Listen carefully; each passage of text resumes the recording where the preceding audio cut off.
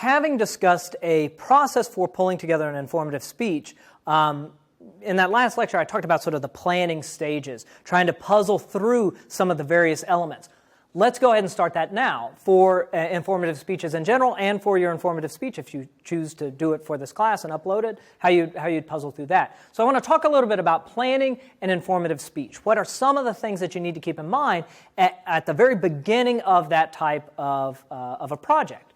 So I think one of the ways that you can start this is by puzzling through some of the constraints you face as an informative speaker.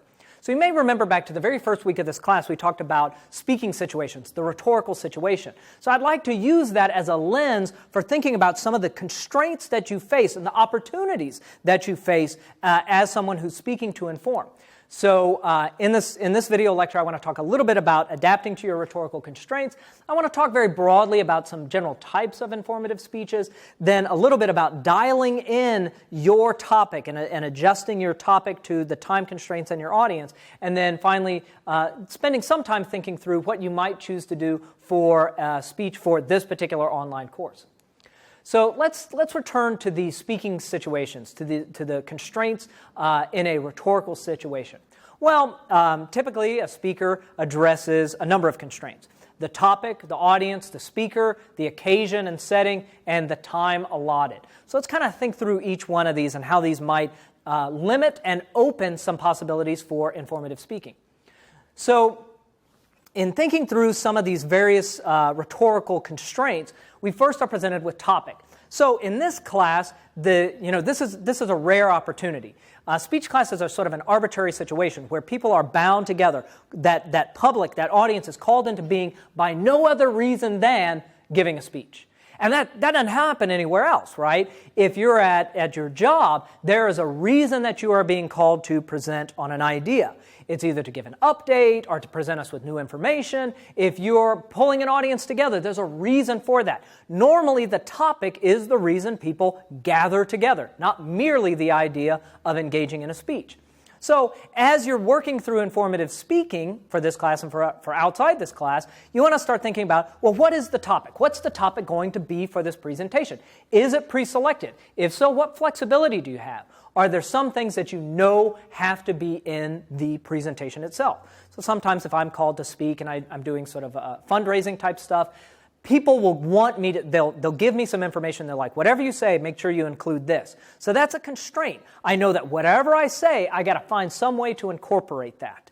As a side note, anytime somebody gives me stuff to speak on, more often than not, they've written it as copy, but they haven't written it as it would be used in a speech. So I always want to get that ahead of time so I can revise it and make it part of my presentation.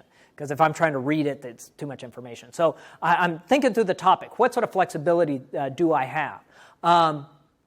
So do I have all the key information that I need? Do I need to maybe do a little bit of background research on this topic before I actually present on it? So the topic itself is a constraint on what you're going to be able to do in that presentation. So is the audience. How much does that audience already know? If the audience does know a lot, are they favorably disposed towards your topic, or do they not so much like it? And if it's negative, do you need to achieve your goals, do you need to respond to those concerns at that time? So if they've got some bad preconceptions about your topic and you want to inform them, do you need to address their concerns?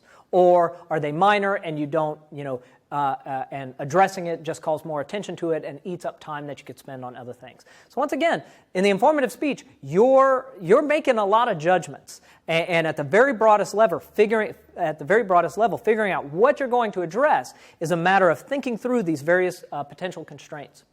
Constraints on you as a speaker. What's your background with the topic? How long have you been working on this? What type of, does the audience know about your expertise? If not, do you need to tell them? Would that help the audience understand the speech better and maybe take you as a speaker more as an expert on the topic? Do you need to inform them of that? The occasion. What are the expectations around this presentation? What do people think they're going to be getting out of this? What's the room setup like? Will there be questions afterwards? In which case, all of these are going to shape what you can actually talk on, or how much time you want to allocate to the talk itself, how much time you want to allocate to questions. And that's the big one here, time. How much time do you have? Because, that's going to affect what points you include. So as you're starting to think through and develop a topic, develop a presentation, you're developing it in response to a set of ideas or a set of expectations. Some of these may be already set, some of them may be at your discretion, some of them are flexible. But I do think that rhetorical situation and some of those questions can help you puzzle through and begin this process of fitting the speech to the situation so that it's really achieving what it needs to achieve. So now I want to shift a little bit and kind of help you think through some of your other options. So just very broadly, what are some of the types of informative speeches you might give? Well, certainly there are presentations on objects. So I mentioned a while back talking about someone in technology who would be introducing somebody to a new product, a technology product. Here are the features it has. That's an informative speech. It's a discussion of an object or an event. Maybe you want to make sure people know about a fundraising walk or something. You need to be able to speak on that in a way that informs them what the event is, when it's happening, and what it's for. Presentations on people and places. If I was going to talk about the major attractions of Seattle, that's an informative speech. Or processes. So I've taught a class on how to apply to graduate school. Well, a speech on that is an informative speech. Now it's providing my approach to it, but I'm incorporating some knowledge, experience, research into that talk. But it's a discussion of a process, how one does something. Explaining new ideas to us, universal design as a way of thinking about how to develop classes or how to develop technology, not thinking about people who are capable and have problems with capability, but just designing everything universally so that everyone can access it. And then certainly we get into the types of presentations that I know at least many of you in this course are dealing with. Progress reports, project updates, talking about quarterly earnings or survey data, providing informative speeches at your workplace, or if you're a scholar, presenting research as a teacher or as a student. All of these are different subgenres of informative speaking.